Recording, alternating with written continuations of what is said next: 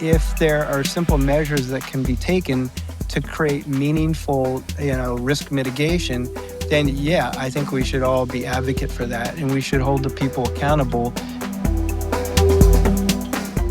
Hey everyone, thank you for coming back to another recording of Foul Ball Safety Now Talks. I'm here with Brianna Ludwig. We're in the middle to the end of December right now, and even though it's holiday season, there's always something going on in Foul Ball Safety Now, and I'd like to present some news. Before we do that, I usually like to give a quick recap. I would bring a little bit of a synopsis on how this all started back in 2019 when I saw some morning news, which was very disturbing, of a little child getting seriously injured by a foul ball.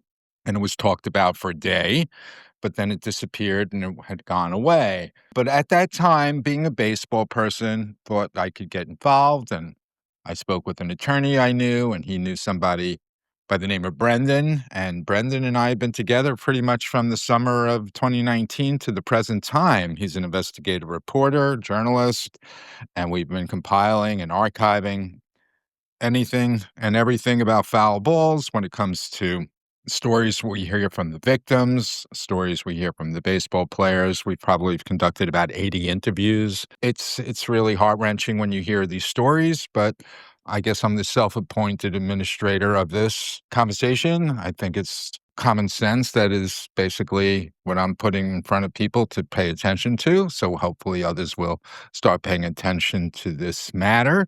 So I will continue staying the course till others chime in and get aware of exactly what we're aware of. So we're confident that with these conversations and inquiries, people want to know, inquiring minds want to know. So we're going to definitely keep this conversation on. And then some news. People can see Foul Ball Safety Now. There was a latest link from the Queens College investigation. We just got an article about 2 weeks ago.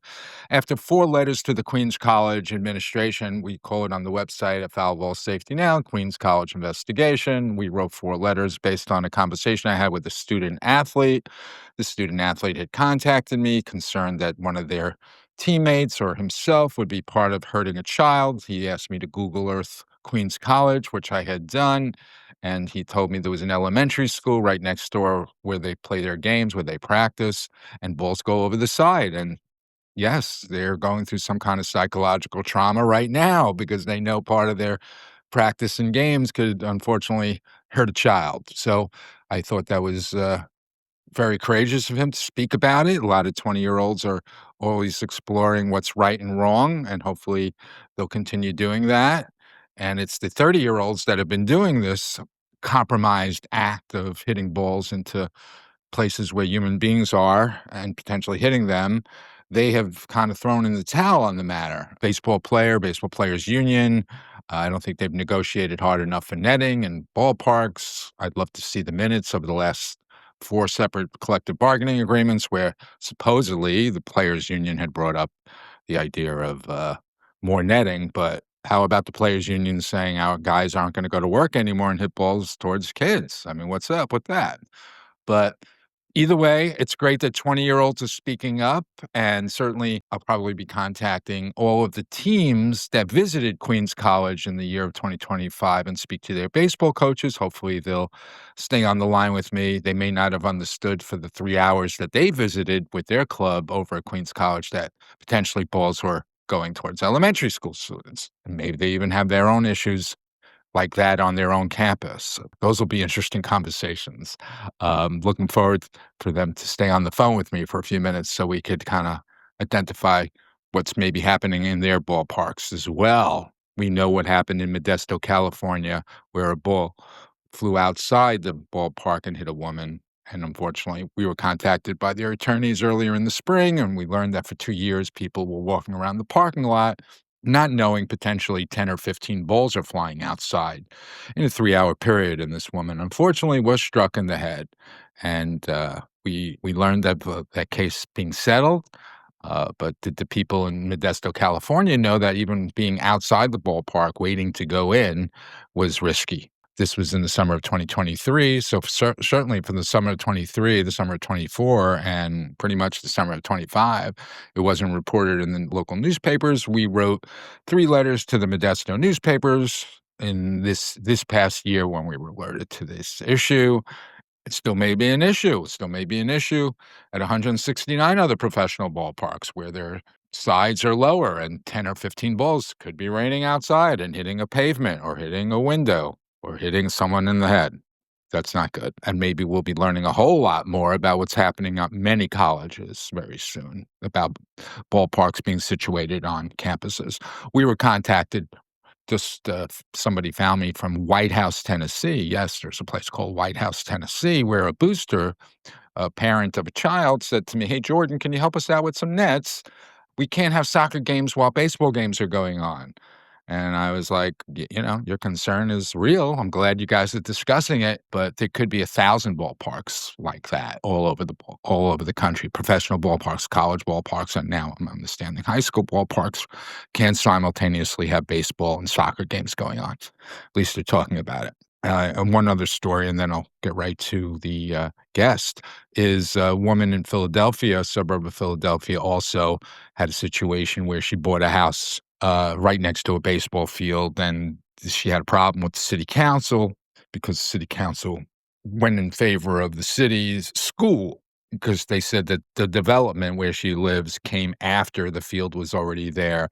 So her kids can't go outside while they're doing practice or games because balls are hitting her house. So the kids can't be outside. We're opening up this conversation, and there's so many things that you guys can see from Foul Ball Safety Now, different links, the Ohtani incident of him showing some signs of humanity because he thought he may have struck a human being. So please check out that. That was during the World Series. And then, of course, the bat that flew over the net like a boomerang during the playoffs a month and a half, 2 months ago, where you see the bat coming in 5 minutes after it occurred. They showed the replay. The broken bat was coming in like a spear, like a boomerang, right over the net. And you hear the announcer saying, this is as they were going to commercial, and America's seeing this for the first time, the bat coming into the seats, and the announcer actually says, "Yikes, look out."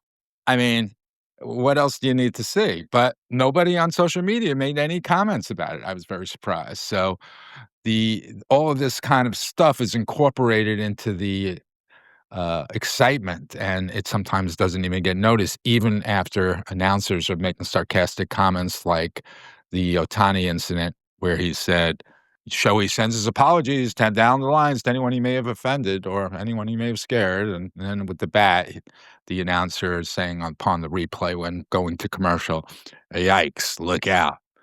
But nobody on social media had made some comments. So things that I think are very much conversation starters to get people involved in Foul Ball Safety Now, conversations, and that's what we're attempting to do. So, all right, Brianna, how are you today?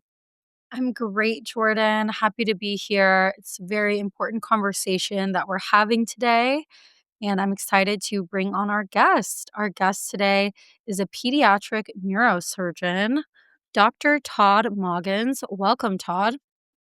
Hello, Brianna and Jordan. It's fantastic to be with you today and to talk about your really important subject here. Hey, Todd, thank you so much for being around today. We're excited for you to take the reins and take this discussion where you think it needs to go. We're excited to hear your input. Sure. So, a little bit about me. I'm a pediatric neurosurgeon, but I've also had a career in family medicine. And in both, I've been very, very involved in sports medicine. Sports has been a passion throughout most of my life. Never really a superior athlete, but certainly a very engaged athlete. And as a consequence, a spectator on the sidelines for most sports that I've been involved with or love to play. I was excited to see your topic because it was something that actually enlightened me about an injury that I didn't think a whole lot about. Foul ball injuries and injuries to spectators in sports. But as I reflected back on things and after conversations with you two, I realized that there were at least two memorable incidences in baseball and actually several in other sports, including golf. tennis, and I guess not football, but other sports where spectators were injured by the balls that were being used in the various sports. So the two memorable situations were a college team playing and a young child being injured with a concussion. Luckily, it was a concussion, small fracture. That kid did well.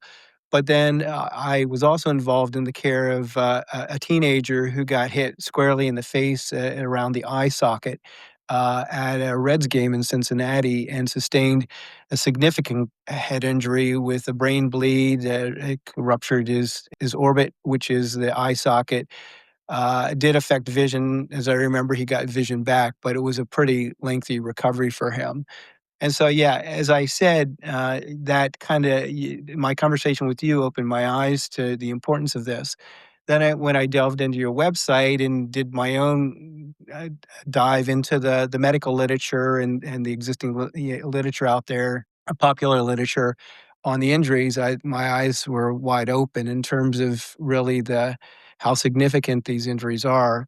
For example, one statistic that was crazy to me is that there's one reportable injury, reportable meaning that they had to seek medical attention for every 2 to 3 MLB games.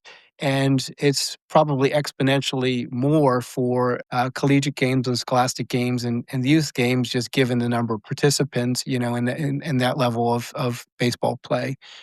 So clearly, this isn't a trivial issue. My concussion was my research interest, and I was fortunate enough to be one of the first to investigate what happened in younger children in concussion, just as this whole concussion sensation came online in the late 2009 to 2010 timeframe. And I got involved in a couple organizations pretty significantly, Pop Warner Football, an organization called the Sports Play Project through the Aspen Institute to advocate for improving safety issues, education, awareness, appropriate management of kids that sustain sports-related concussions. And I saw a tremendous amount of movement in those domains, as well as obviously collegiate and NFL addressing how they began to take seriously and address concussion. So I think that's a model for how, to a certain extent, you all, your organization, and people like me that's interested in this topic can hopefully move the ball forward and the net up, so to speak, to prevent injuries. Now, I realize that we can't make anything safe. More accidents actually happen in the home than any place outside of the home, including around sporting events, either as a participant as a spectator. So we're never going to be able to prevent 100% of injuries, but if there are simple measures that can be taken to create meaningful, risk mitigation, then yeah, I think we should all be advocate for that, and we should hold the people accountable who have the authority and the ability, and frankly, the responsibility to do that. So again, I applaud you for your tireless efforts. I'm not sure I would have had the sustained energy that you have had over this, Jordan, but I really do applaud you on things. So I guess as kind of your guest host, what Uh-huh. I'd like to do is have a bit of a rhetorical conversation about, kind of how we approach this topic of the responsible people doing the right thing, and it just fundamentally comes down to doing the right thing here. And again, that's not denying or ascribing foul ball into spectators as a trivial issue. Yes, in the scope of things, it's a rarer event for baseball, but it's still substantial. So I would just like for you guys to explain to me why you think the baseball rule has been so immutable. Is it just the David and Goliath thing, where the MLB is just so big and strong and has such a powerful group of lawyers that they're okay just taking it one by one on plaintiffs' attorneys when injuries occur and just don't see this as something of importance. So tell me why, or if you think the baseball rule is fundamentally part of the problem here, why spectators have to assume responsibility for injuries just by participating as spectators in the sport rather than the MLB at the major league level of play, why they shrug off that responsibility.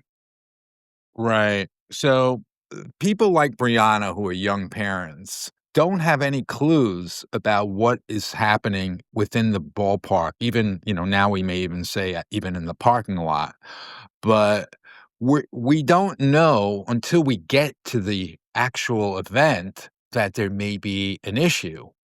And they may be able to tell you through announcements and on a cup holder right in front of your eyes that says, be careful of a foul ball. But Todd, the last I checked, we're not superheroes and action figures, and we were not prepared to face those bullets. Everyone saw that horrific video from 2019 on ESPN, which we call Exhibit A, that 5-minute video, which clearly demonstrated that no human being should be sitting there without knowing the risk. It's still 2025, and there's still 30 to 40 professional cities that I know of that still do not have netting past the end of the dugouts. Now, the baseball rule has been in place for more than 100 years. And what you had mentioned about how powerful baseball, how powerful they are, of course, they're very, very powerful. So to get an act of Congress and say this baseball rule is no more, and all throughout America, baseball needs to get their act in order because once the baseball rule is abolished, all operations will have to operate responsibly. There's been no responsibility or accountability for MLB and these professional leagues to operate day-to-day operations. None whatsoever. You Right. cannot operate a business and then spring on to the families once they're already in their seats that there may be some risk. They're not taking any time to educate the fan base every winter, winter after winter after winter after winter after winter. They've had every opportunity to discuss with all of us as baseball fans. This is what happened last year. This is what we expect this year. You know what would have happened, Todd, if that would ever came through? Certainly since 1970, when a 14-year-old boy died at Dodger Stadium, certainly between that winter and the next spring of 1971, certain agencies would have gotten wind. Oh, this is a new report. We must get involved because agencies haven't received any of this information. Better late than never, because if I believe some of those agencies, once they learn about what we're talking about now, will respond, even if it's retroactive. Hey, if we would have known any of this, we would have said this is the case. There wouldn't be 4-year-olds sitting in those hot zones past the end of the dugouts. End of story.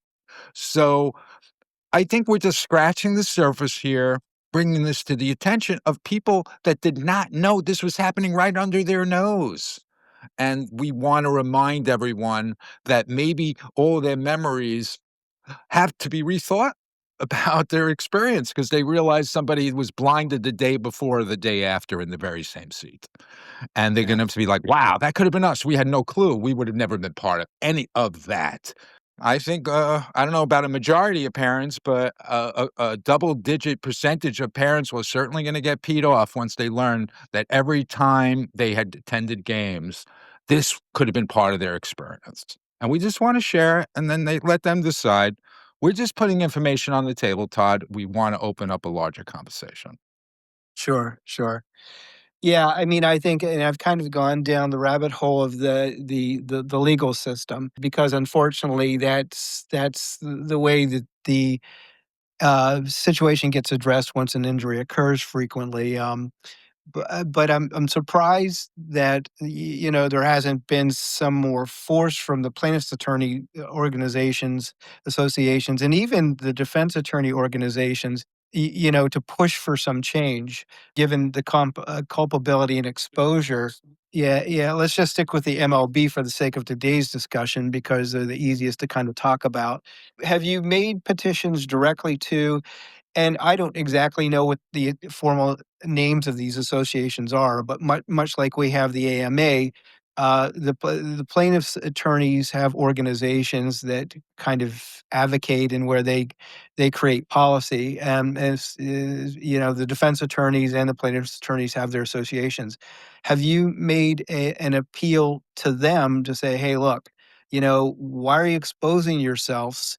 Or why are you having the plaintiff's attorneys expose, your client's defense attorneys to this when there's a very simple way of preventing these injuries that you could be a powerful force in helping to get accomplished? What I have done was probably I've had calls with about 35 pediatricians and 100 attorneys who are all officers of the court, who are all members of certain organizations, who actually found me.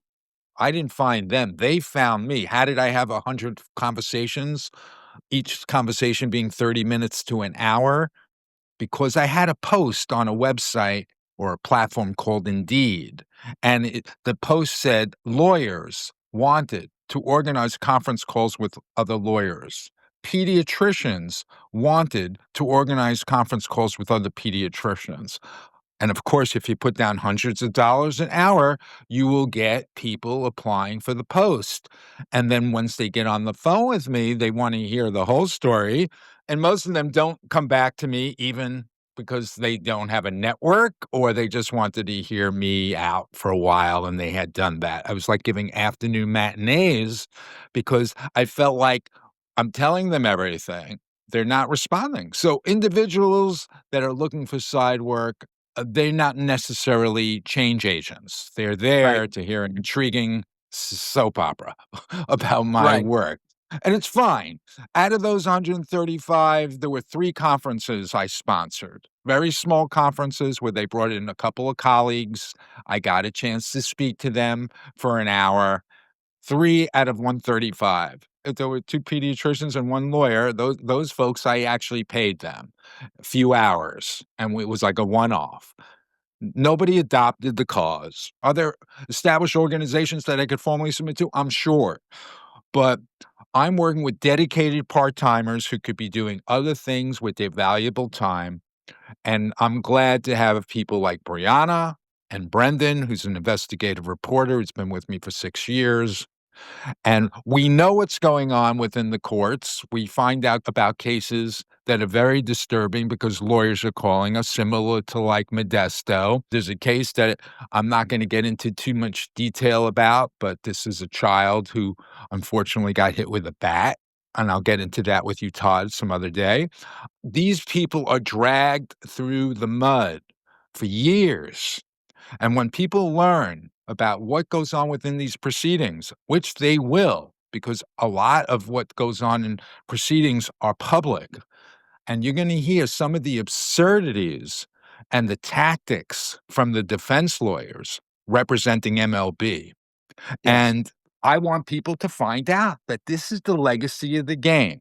These unfortunate souls that had their life disrupted, who had no idea they were going to the game, that this could potentially occur because baseball didn't have the common courtesy to tell us all what went down the year before and what was expected to happen the year after. Did not happen. And if it ever did happen, agencies would have been on it in a minute. And individuals would be like, wait a second, you mean we're subjecting our kids to that? That's all this is. We're just delivering what we know is information that people are going to be interested to hear. And we're excited that you're part of this with us, Todd. Yeah, and your last comment about lack of information and what the parents would do with that's an intriguing one to me because obviously I'm involved with a lot of kids, hundreds of kids, if not Yeah, thousands yeah. of kids that have had sports related concussions. And the parents understood what the risks were. When their kids have concussions, sometimes they just turn a blind eye and say, my kid's going to go back to play. So there is this human psychology piece that's fascinating to me where even when people understand risk, they have this perception that, oh, it's never going to happen to me. So I personally think that we as a society have a bigger obligation than the individual or to protect individuals from themselves sometimes.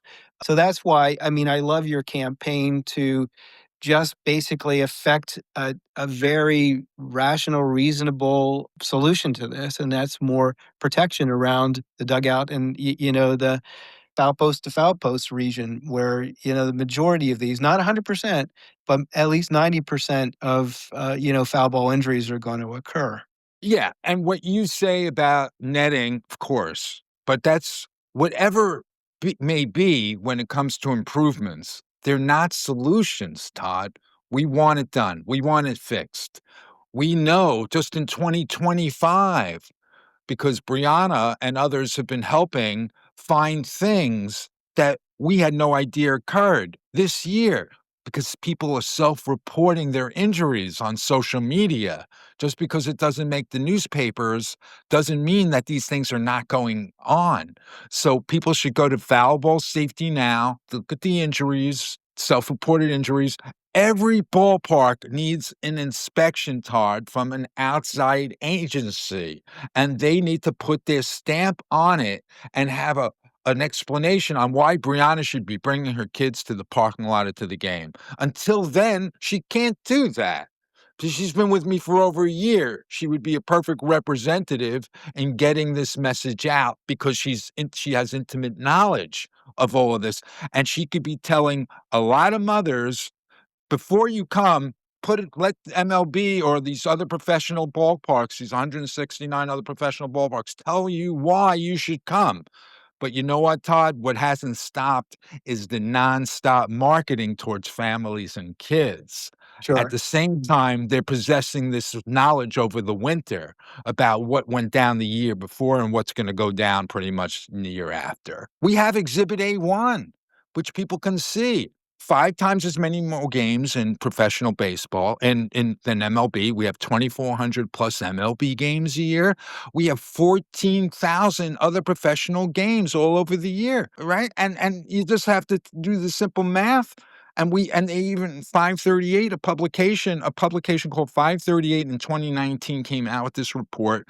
Brendan and I did our own research. We incorporated our own research into that report in 2025. And you can almost see for yourself, these are the hot zones and these are where the balls are coming. Why are 30 to 40 cities still operating like this? It's crazy. You just have to see the Exhibit A from 2019, the 5-minute video, the horrific video, which definitely demonstrates if you're sitting in that zone, it's suicidal. Unfortunately, this is just something that it's mud on the face of the legacy of the game. And once people learn about this, I think they're going to determine just how much mud on their face there really is. And it's time for this conversation to go where it needs to go. And we're excited that you're part of this with us. Yeah, Sure. it's interesting what you say, Todd, about protecting people from themselves and this mindset that, oh, it'll never happen to me. Or I think there really is this overall mindset that these foul ball injuries are rare or more rare than how they actually occur.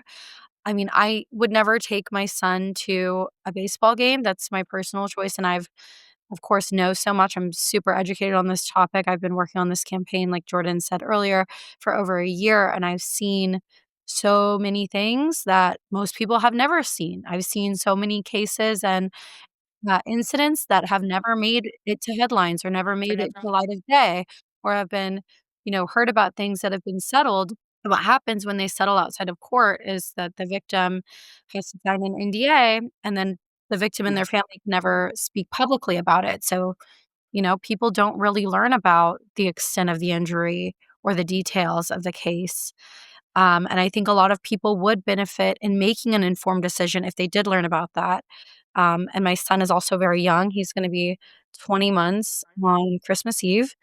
So I've seen a lot of really young children have irreversible injuries happen to them at ballparks, and I just am of the opinion that there's other family-friendly, fun memories we can make that don't come with a risk of a TBI or worse. But there are definitely I think there's also this misconception that because a lot of stadiums have extended their netting that, okay, now it's safe just because the netting's been extended, but there are definitely still balls making it over the net and injuring people. We have 2 instances on recording of bats flying over the net from this season. We have footage of that. There was a ball even that went through the net, left a hole in the net at a Mets game earlier this season. So, it's almost a bit of a mirage of safety. You can see on our websites, we have the 2025 incidents reported. Those are all people who are self-reporting their injuries. And we have almost 40 incidents just from the last 2025 season. I'm sure that there's more than that that we just haven't found, but a lot of these people, they have, like, maybe 12 followers, but something horrible happened to them, they post a picture of it, and the algorithm allows us to find it. That's been very helpful in finding these cases because 'cause they're severely underreported. The MLB is not required to report fan injuries, and so it's like unless a journalist runs a story, which is rare unless it's a very high profile incident, then really we're in the dark about what's happening to these people. So let me play devil's advocate again. I Sure, think the sure. the only way to prevent spectator injuries is to prevent spectators from showing up at games. A person can make a conscious decision to not attend a game because Mhm, of their concern of injury to themselves or their loved ones. That's mhm. certainly a rational approach to things. But I know what you've emphasized a lot on your website is again all the measures to mitigate foul balls entering the spectator space. I think nettings is the thing that you've talked about the most. I'm just curious. You seem Mhm, to kind of be alluding to maybe some other strategies, technologies, mhm. yeah, methods of keeping foul balls from entering the spectator space. Do you in fact have ideas beyond netting? Yeah, yeah, some of our guests have been coming up with some great ideas, but it all starts with a conversation, Todd. It's above my pay grade. I don't work at MIT. I'm not that educated. But those guys would be like, "What do you need, guys? We need a defense system. What do you need a defense system for? We need a defense system to protect fans from foul balls." Well, this is what we can do, and I'm sure they'll come up with something. And this is where the risk remains. Okay. And this is where you need to tell the people that this is the issue. It's just about putting it all on the table, Todd. And if it means marketing this sport to 18 and older, that it's a risky proposition and you need to sign a consent form, well, then do it. If it means that Brianna knows that she can go to the game with her kid and be sitting there, that a ball's not going to come up or even come down like it did to Mary Hart during the World Series, her husband, Bert Sugarman, a pop up. They're sitting in the first row behind the net.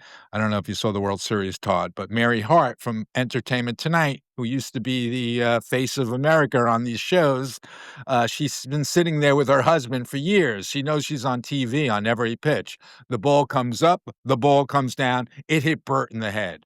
Brianna and all the mothers don't want balls coming up and down. They're not in a position to defend themselves from those balls. Tell Brianna where she can sit. Please try it. Figure it out. Get to the fucking conference table. Come on, guys, you can do it. But this is not going on, Todd. So it's the three of us talking. You know what happens with town halls, Todd. All Right. the MIT wannabes are gonna bark out solutions. All the mothers who are change agents and, working for organizations like Mothers Against this or that are gonna come up with ideas. Let's go, let's bring it on. It's time to retroactively talk about the lack of communication that MLB and professional baseball has failed to impart to all of us. Okay, now that we've done that, we're on the road to recovery, but we're still in the dark ages in 2025, Todd. We can get to a place where integrity has been integrated into baseball. We've Well, never had it. I agree, and it's very Okay. analogous to how the NFL approached the concussion crisis when that first evolved around 2010. They first poo-pooed it. They fudged statistics. They got an army of lawyers around them to defend themselves, and then finally there was enough science and pressure from within and without. Within, football players started to speak up again about the ill effects of concussion on their lives, and football players started to die of CTE, and then the NFL was forced to wake up. So I do think that your campaign is going to cause them to wake up. We hope so. And I retroactively, there's a lot of victims that deserve reconciliation. And we're Sure. excited to stay on that road. Certainly hope we can pass on the torch, Todd, to a bigger entity that's doing a lot more than I can do ever in 1 week. But I'll continue to do that until that happens, until we find influential organizations or individuals. I will just keep the conversation going, and excited to keep it going. You do have a powerful voice, and obviously people are reaching out to you frequently. I think again to be proactive with your campaigns towards the leadership of MLB, hold them accountable for the fact that they said major improvements would happen by the end of this year, and it hasn't at a lot of clubs. Maybe they should find the clubs that haven't complied with improving safety measures, $100,000 a game until they get the project complete to improve Right. safety measures. And Y- MLB, actually, most of the MLB teams have supposedly complied to Manfred's announcement from the end of 22 that by 2025, most of the affiliates would have extended nets further down to the foul pole or as much to the foul pole as possible. Now, they all kind of kicked the can for 2.5 seasons. They all operated the same way after Manfred made this announcement in December 22. Why did they wait 2 full years? Why were families sitting there in 23 and 24, and then in 25, and they said, "Oh, look, they've extended the nets." When did they announce this? December of 22. Then why the heck were we sitting there in the summers of 23 and 24 when this installation takes 4 days? So people are gonna scratch their head and bleed after that. Like, "What? What the hell are we sitting here for 2 years playing Russian roulette if they made this announcement in 22 where they could have done it in 4 days?" And why didn't they tell us in advance to maybe stay home for the next 2 summers? But even then, when I said 30 to 40 teams still haven't extended netting, most of those teams come from the MLB partner leagues. Most of the MLB affiliates have extended their netting, but again, it's an improvement, it's not a solution at all of these ballparks. So when I say 30 to 40 cities, there's 30 major league clubs, there's 120 affiliates. Most of them have extended their nets past the end of the dugouts, but then there's also another 49 teams called the MLB Partner League teams, which of 60% of them do not have netting past end of dugouts, 30 out of 49, give or take. And Major League Baseball has influence on the MLB Partner League teams. And why should you be going 45 minutes in the state of Illinois to one ballpark where there's extended netting close to the foul pole and go to another ballpark 45 minutes down the road in Illinois and find out there's no netting past the end of the dugout? Peoria, Illinois did not even have netting above the dugout until the end of 2024. Start of the 2025 season is when they finally installed netting. You can see at Foul Ball Safety Now, an article we had in the long soap opera that I was involved with Peoria, Illinois, hiring a lawyer. They were one of 120, Todd, that did not even have netting above the dugout. Inconsistencies, no regulation, it's a potpourri of a mess, and that's what it comes down to, and we're still in the dark ages, 2025. Tell Brianna why she should go to a game.